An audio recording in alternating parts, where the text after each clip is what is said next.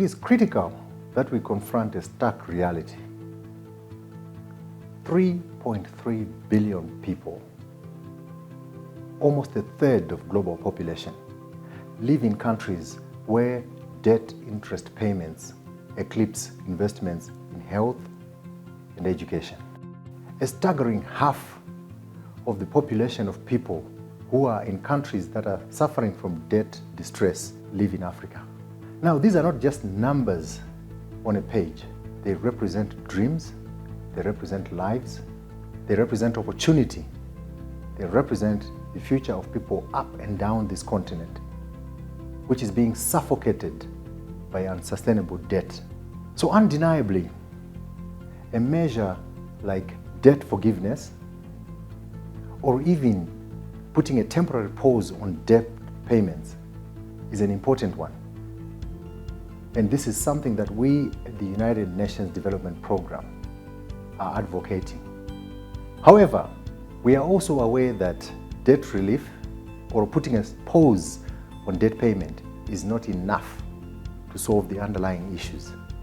It is not enough to address the issue of increasingly dwindling development financing, or to address the issue of increasing development needs, or even to start addressing the multiple crises that we are facing from climate and nature. Just to give you an example, across this continent, the transition to renewable energy is estimated to cost somewhere in the region of $170 billion per year until 2030. Yet official development assistance is somewhere in the region of $50 billion. So ODA is not going to be the solution for this. We've got to find other ways. And in Rwanda, this is what UNDP has been working on with the government of Rwanda and many other partners.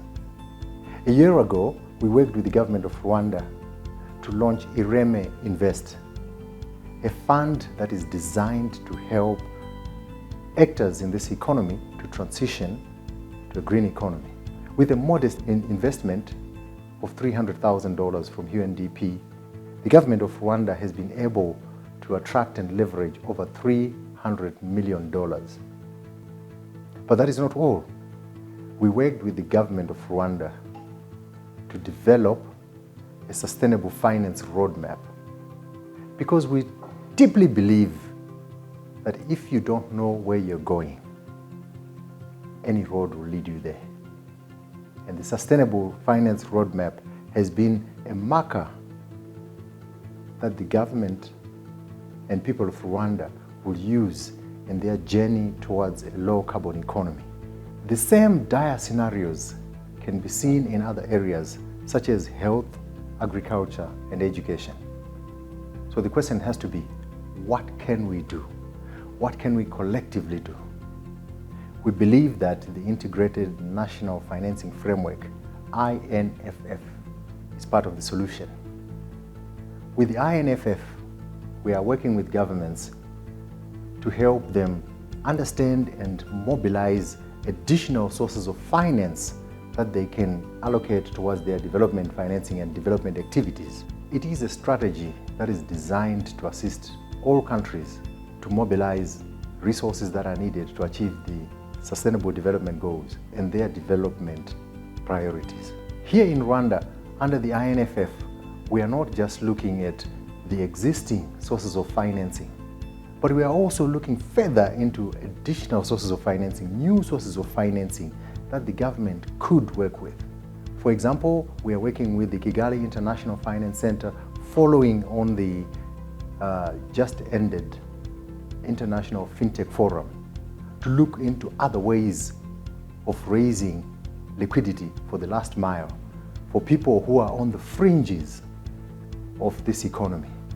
One of the more promising areas that we have seen is how do we convert the over 800 million mobile money accounts across the continent into tools that people can use for their development. 800 million mobile money accounts is about 10 times more than the accounts you find in formal, traditional banking systems. Yet those accounts are delivering only just one utility, the transfer of funds. We are now working with our partners to see if we can develop other utilities that these companies that are offering mobile money accounts could use. For example, they've got data that could be used to assess the credit worthiness of people who use the platforms. By just doing that, we unlock more possibilities for financial inclusion. We unlock possibilities for enabling other people to access credit. And that is so exciting for us. We are also looking into how do we unlock the funding and liquidity that's locked up in areas such as pension funds, sovereign wealth funds.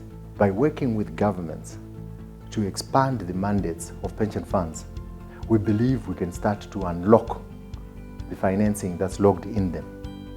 Across the continent, pension funds constitute some 350 billion in assets. In this country alone, $2 billion. By carefully calibrating the balance between investment security and growth potential, we can unlock the capital reservoir that is locked up in pension funds. And we can unlock it and allocate it to developmental purposes for people who are saving their money in cooperatives to be able to access additional, cheaper finance for their development needs. By implementing these strategies, we are not just addressing the debt crisis, but we are unlocking opportunity. We are reimagining an economic framework that is equitable, inclusive, resilient, and self-sustaining. This is not a quick fix.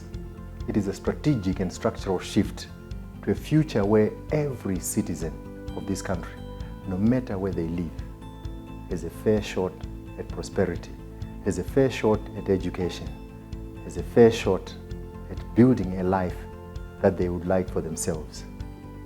And this is so important because the hour for radical economic transformation has struck, and we must answer its call, because therein lies the future for our children, for this continent, and everyone.